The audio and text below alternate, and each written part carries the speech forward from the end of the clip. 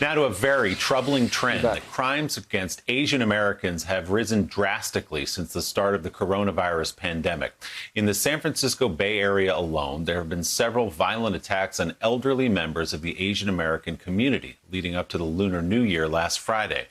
The nonprofit group Stop Asian American Pacific Islander Hate reports 2,800 instances of racism or discrimination just between March 19th and December 31st of last year.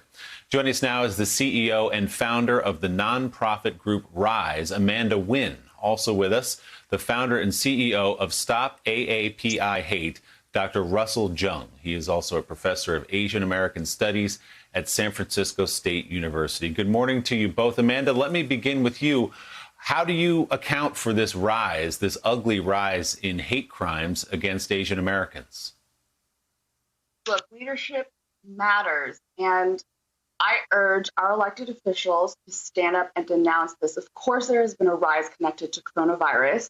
One of them most directly happened in March 2020. A 2-year-old and a 6-year-old were stabbed in Texas in a grocery store, and the perpetrator actually said and indicated that he stabbed the family because he thought the family was Chinese and was infecting people with coronavirus.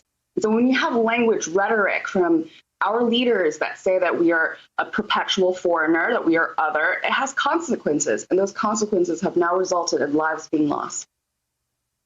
Dr. Jeung, how different are these numbers that I just laid out contrasted to, say, a year before that? It's not new that Asian Americans, Pacific Islanders in this country are the targets of hate, but is this a huge spike compared to other years?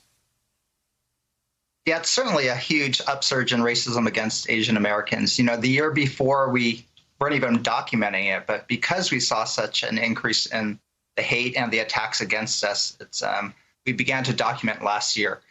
So hate crimes have really gone up, and even more so hate incidents of just being verbally harassed, shunned, spat and coughed upon. Dr. Jeung, Jonathan Lemire is here with a question for you. John?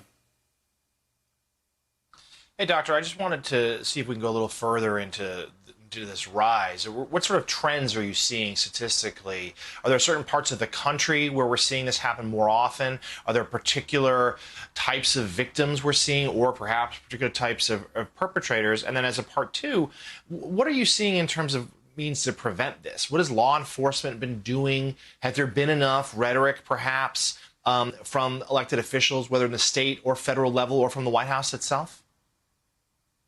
Yeah, there are clear trends in the data. People are targeting those whom they think are vulnerable. Women are harassed 2.4 times more than men. Youth are often involved, especially in schools and on social media. They're seeing racist posts and memes. And our elderly are viciously attacked and are most vulnerable. That's what's most distressing this Lunar New Year. What we think the government needs to do, beyond just denouncing the hate, is to really expand civil rights enforcement. That's where a lot of the attacks and a lot of the racism is occurring, when we're facing discrimination in stores and not getting safe access to goods and services. We also need more public education to address the roots of racism. Courses like ethnic studies really help to build racial solidarity and empathy. We're not necessarily pushing for more hate crime enforcement, because hate crimes are just a small fraction of what's happening.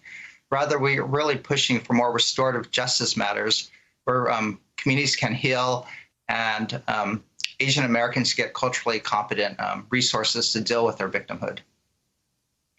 So, Amanda, these, of course, are just the incidents that have been reported. God only knows how many comments have been made, as you said, in grocery stores and other places across the country over the last year. So what would you like to see done? What can happen, not just from the government, but inside communities to stop this? I agree with everything that has just been said. The point here is not only to cover our grief, but to also humanize us, which means teaching our history in schools, starting from the elementary level. You know, we need to be seen as a part of this country, that we have been here, that we have built this country, and that we have contributed. You know, I think that the call to action is not only about denouncing these hate crimes. It is so incredibly important that people stand up in this moment in solidarity, one that is not only limited to this moment, but continues on, again, in the form of humanizing us. Hey, thanks so much for watching our YouTube channel. You can follow up on today's top stories and breaking news, or catch up on your favorite MSNBC shows all in one place. Download the NBC News app today.